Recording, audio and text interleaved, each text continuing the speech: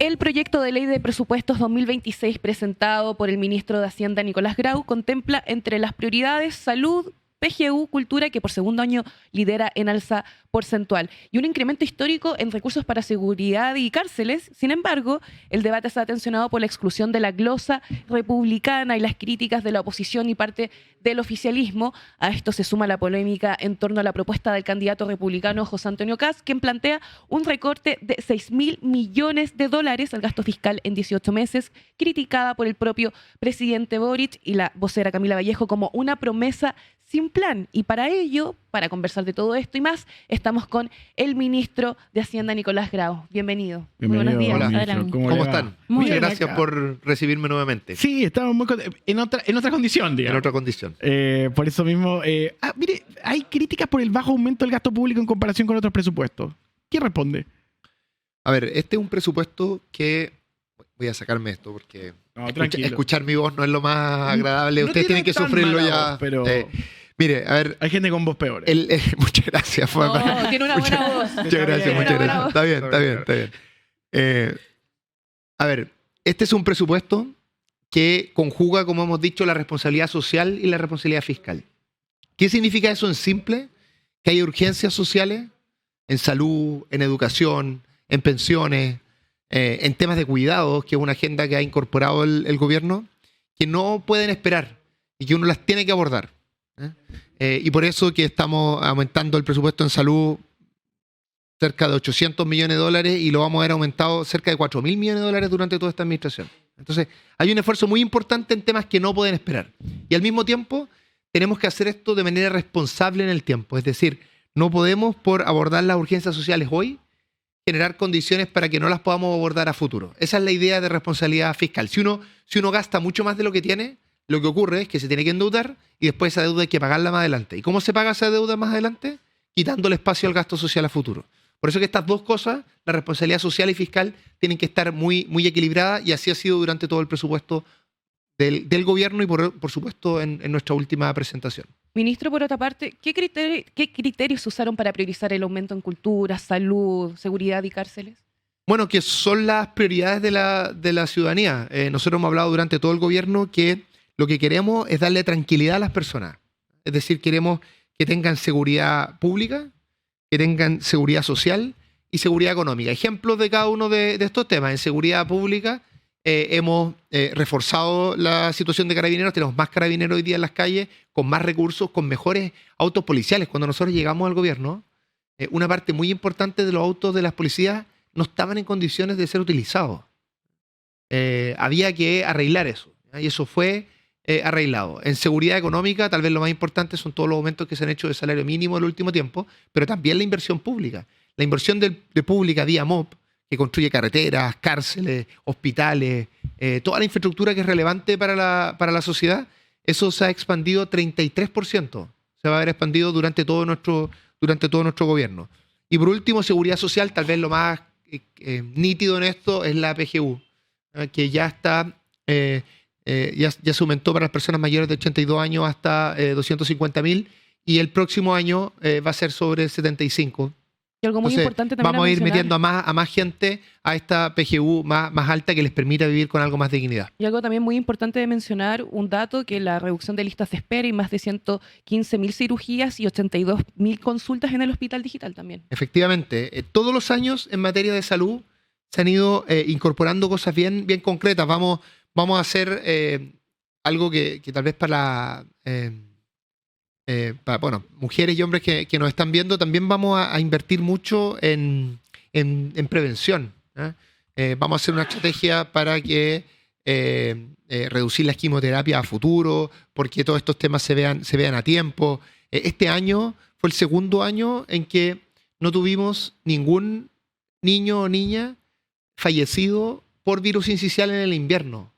Y esto no es azaroso, sino que ocurrió porque se incorporó una vacuna de última generación que nos permitió tener este resultado, que no solo implica que no tuvimos fallecimientos, sino que además estuvieron más descongestionados los servicios sanitarios. Entonces, cuando uno dice vamos a gastar $800 millones más en salud, Esas son cosas concretas que mejoran la calidad de vida de las personas y, por supuesto, responden a una visión progresista que nosotros tenemos como gobierno, donde señalamos de manera muy clara que todos los esfuerzos que nosotros hacemos en el día a día es para mejorar la calidad de vida de las personas y eso implica un aumento del gasto social. Oiga, ministro, en el contexto de la discusión del presupuesto, uno no puede dejar de preguntarle a usted lo que ha pasado con el emplazamiento que hizo el presidente a José Antonio Kast y lo que ha pasado con eso.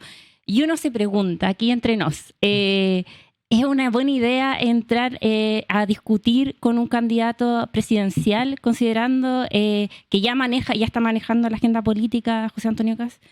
Lo que pasa es que aquí lo importante es entender qué es lo que está siendo discutido. Se presenta la ley de presupuesto y ese es un momento en el que se expresan cuáles son las prioridades en el país. Y lo que nosotros hemos dicho es que cuando uno anuncia que va a hacer un recorte de esa magnitud, ¿no? Un recorte del gasto de esa magnitud, probablemente lo que va a tener que hacer es reducir gasto social. Esto lo dijo además ayer la candidata Matei, ¿no? Textual. Una reducción de 6.000 millones de dólares implica reducir el gasto social. Lo dijo el exministro de Hacienda, Ignacio Briones. Perdón, ¿Ya? ministro, Por lo tanto, ¿qué es, para la gente que está en su casa y que dice gasto social como un término, qué es gasto social? Yo creo que esa es la pregunta del millón y tengo ejemplos porque uno se diría, bueno, ¿se puede realmente reducir 6.000 millones de dólares sin tocar el gasto social? Es una pregunta que tienen que contestar quienes hacen esa propuesta, ¿no es cierto? Lo que yo les puedo decir acá responsablemente como ministro de Hacienda es cuáles son los gastos grandes sociales que son de esa magnitud. ¿Eh? Porque cuando se dice acá, mire, los operadores políticos, todas esas cosas que se comentan, más allá de que eso no corresponde hacerlo, eso no suma 6.000 millones de dólares. ¿Cuáles son las cosas que realmente suman 6.000 millones de dólares? Aquí tengo una lista. Gratuidad en educación superior, 2.200 millones de dólares. Atención primaria en salud municipal, 3.700 millones de dólares. PGU, 6.900 millones de dólares. Subvención escolar, 4.200 millones de dólares. Alimentación escolar, 1.200 millones de dólares. Esos son los montos grandes que existen que permitirían hacer una reducción de esa naturaleza. Y por eso es tan importante lo que le está diciendo el mismo Briones, lo que le está diciendo la candidata Matei.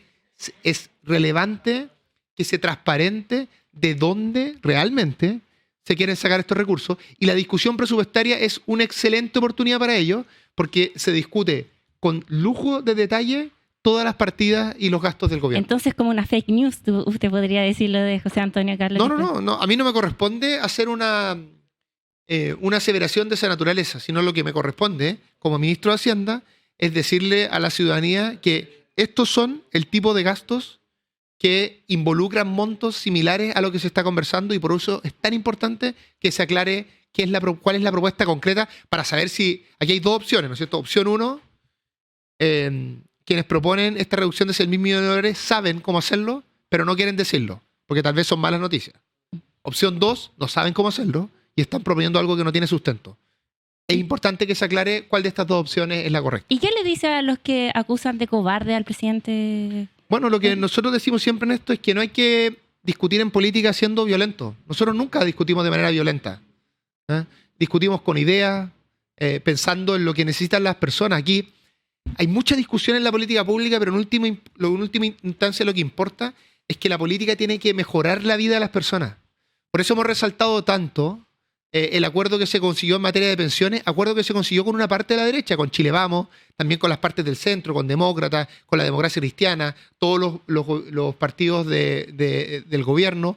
Todos conseguimos un acuerdo de pensiones que nos está permitiendo aumentar la PGU y que en enero ahora va a permitir que personas que tienen bajas pensiones y que cotizaron por 25 o 30 años aumenten sus pensiones en prácticamente 100.000 pesos. Y ese es un acuerdo que hicimos distintos sectores, todos tuvimos que ceder, no fue fácil para nadie, pero lo hicimos en beneficio de la población. Entonces, en vez de tratarnos mal o bien por la prensa, nuestro llamado es que discutamos de buena manera, conversemos ideas y, por supuesto, de cara al país, se diga qué implica realmente las propuestas que se están haciendo en materia presidencial. Pero, ministro, ¿corresponde criticar la responsabilidad de una propuesta desde el mismo Ejecutivo? Cuando lo que ocurre es que esa propuesta en particular significa revertir o poner en cuestión un avance que se ha realizado durante este gobierno, por supuesto que el gobierno tiene derecho a defender su obra. Una pregunta sobre eso, está clarísimo. A ver, este es lo más loco, porque es genial que le pusieran glosa republicana y los republicanos lo tomaran y estamos como rodeados de republicanos y de la república. Está bien. ¿Qué razones llevaron al Ejecutivo a eliminar la glosa republicana? Voy a esto, a ver. Que ha sido también esto criticado por... Déjame complementar un poquito la Dale. pregunta. La directora de IPRES ha dicho que es una fracción pequeña. Abordemos eso porque la gente no sabe también qué significa esto y cuánto representa también del presupuesto. Voy a explicar eso, porque las dos preguntas son muy importantes. A ver, primero, ¿qué es esto y por qué se hace esto? ¿Ah? Y después voy a nuestra propuesta. Lo que sucede es que en los presupuestos, cuando va a haber un cambio de administración, que puede ser, sin importar si es de la misma visión política o una distinta, siempre la administración que viene tiene prioridades distintas. Y la gente vota por ello, por lo tanto tienen derecho a que esas prioridades se puedan expresar. Pero tenemos la siguiente dificultad, y es que toda administración, a nosotros también nos tocó, tiene que hacer su primer año de gobierno con el presupuesto que discutió la administración anterior. Entonces la pregunta es cómo lograr que una administración nueva, que tiene nuevas prioridades, sin importar si hubo o no hubo cambio político, pueda implementar esas nuevas prioridades a pesar de que utiliza un presupuesto anterior. Entonces lo que se hacía históricamente, hace algún tiempo, es que se les dejaba un monto de libre disposición, un monto pequeño, se les dejaba en torno a 700 millones de dólares. El presupuesto ahora va a ser cerca de 90.000 millones de dólares. Entonces esto es menos del 1% del presupuesto. Pero ese es el monto que se les dejaba. Sucedió que, a propósito de la estrechez fiscal que existe actualmente, la Comisión de Gasto, de Reducción de Gasto, que es una comisión que está conformada por personas de distintas sensibilidades políticas, en particular hay 2 exdirectores de presupuesto, uno de un gobierno de Piñera, uno de un gobierno de Bachelet, Granados y Acevedo. Ellos mismos, de manera unánime, nos propusieron que ahora lo hiciéramos de manera distinta. En vez de decirle, te dejo un monto de libre disposición, te dejo un monto que tú puedes reasignar, que ya está definido en el presupuesto en qué se va a gastar, pero te vamos a dar libertad al siguiente gobierno para que pueda definir una forma de gasto distinta. Entonces, esta estrategia propuesta por la Comisión cumple el objetivo. El objetivo es darle la libertad a la nueva administración para que pueda definir cómo gastar esto de una manera distinta. Simplemente se cumple ese objetivo de una manera diferente a lo que se realizaba antes. Ahora, como suele suceder, cuando uno hace una innovación, la innovación genera temores, genera resistencia, y eso es lo que vimos el día de ayer y lo que nosotros le hemos dicho a los parlamentarios, le hemos dicho, mire, esta es nuestra propuesta, es una propuesta que viene de la Comisión, creemos que es una buena idea, la vamos a defender en la discusión presupuestaria, pero como todas las cosas en materia presupuestaria van a ser discutidas durante estos 2 meses. Ahí existió críticas de senadores como Lago Weber, Yana Proboste, que partieron de la base diciendo, llevamos 48 horas hablando de la glosa republicana, cosa que estoy de acuerdo. Nadie sabía que existía una glosa republicana más allá del microclima del periodismo y de la economía, pero en este momento, en vez de eso, no hablamos del crecimiento del presupuesto, que también es parte de la charla. ¿Qué le diría a esa crítica? Bueno, a ver, nosotros hacemos un planteamiento en la ley de presupuesto, es una ley muy compleja, amplia, de muchos temas, y las diferencias que se planteen se hacen por el resto y nosotros tenemos que responder a ello, es parte del debate democrático. Pero lo que yo sí resaltaría es que nadie está discutiendo que este es un presupuesto con una orientación social muy clara. Nadie está discutiendo tampoco que este es un presupuesto responsable, porque lo hemos hecho durante todo el gobierno. Por lo tanto, los 2 temas centrales que hemos planteado como parte del diseño de este presupuesto, es decir, la responsabilidad social y la responsabilidad fiscal, creo yo que están bastante instalados y nadie esté discutiendo de que ello sea importante. A mí me parece súper bueno que nadie esté discutiendo el gran avance que vamos a hacer en materia de salud, el gran avance que vamos a hacer en materia de pensiones, el gran avance que vamos a hacer en materia de cuidado, Ministro, de vivienda. No puedo dejar de hacer ese apunte luego para darle el pase a mi compañera. Hemos visto, claro, este anuncio y la ley de presupuesto se ha vuelto como espectacular. Además, lo hicieron después del fútbol, digamos que siempre genera tensión. Entonces se ha vuelto tema, es el tema central de la semana. ¿Cuáles van a ser esos avances? ¿Por qué este presupuesto es bueno? Bueno, porque todavía, a pesar de todo lo que hemos logrado avanzar durante este tiempo, todavía para muchas personas las pensiones son bajas. Las pensiones son en torno a 220.000 pesos. La pensión garantizada universal va a subir a 250.000 para todas las personas sobre 75 años el próximo año.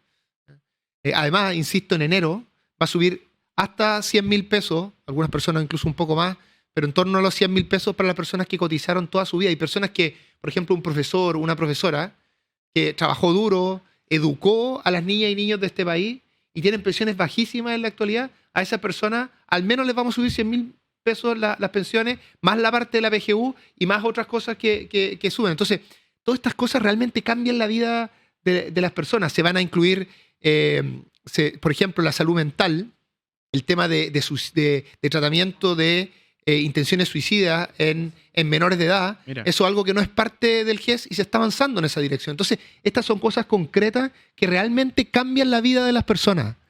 Y para eso nosotros trabajamos en política, para mejorar la vida de las personas, y eso requiere finanzas responsables y también requiere un corazón bien puesto con las necesidades y urgencias sociales del país. Pregunta final. Por último, ministro, ¿le duelen las críticas que han salido desde Janet Jara respecto al presupuesto y esta glosa republicana? No, nosotros pensamos que es muy razonable que las candidaturas presidenciales hagan sus planteamientos, tengan distintas visiones y no vemos ningún problema en aquello. La democracia consiste justamente en discutir y ojalá ponerse de acuerdo poniendo siempre por delante el bien común. Así que no vemos ningún problema en esta discusión y además creemos que es súper bueno que a pesar de todo lo que se dijo la última semana, ayer partimos la discusión presupuestaria y la partimos bien. Los parlamentarios dando sus puntos de vista, todo ordenado, esto dirigido por la senadora Rincón, que tuvo una dirección impecable de la comisión mixta el día de ayer. Así que creemos que las instituciones están funcionando y estamos empezando un proceso de 2 meses para discutir la ley más importante de la República, que es la ley de presupuesto. Okay. Nicolás Grau, acá en Turno AM, queremos agradecerle por venir acá al panel. Ojalá verlo en otra instancia. Ya ha venido dos Sí. veces, así que siempre muy Una tercera. disponible. Quizá la próxima vez ingeniero de la NASA, porque cada vez que ha venido ha ido creciendo. Un placer. Bueno, hay que hacer cosas para las que uno está preparado. Yo estoy preparado para esto, para el caso de ingeniero de la NASA, eso no estaría preparado. No, muchas gracias por Muchas venir gracias a y ustedes. explicarnos claramente y activamente. Buenos días.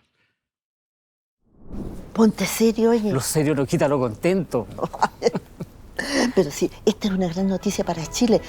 Una que estábamos esperando hace tanto tiempo. Hoy somos nosotros, los beneficiados, los encargados de compartirla con ustedes. Las pensiones van a subir. Las jubiladas y jubilados al fin podemos sentir que Chile está cumpliendo.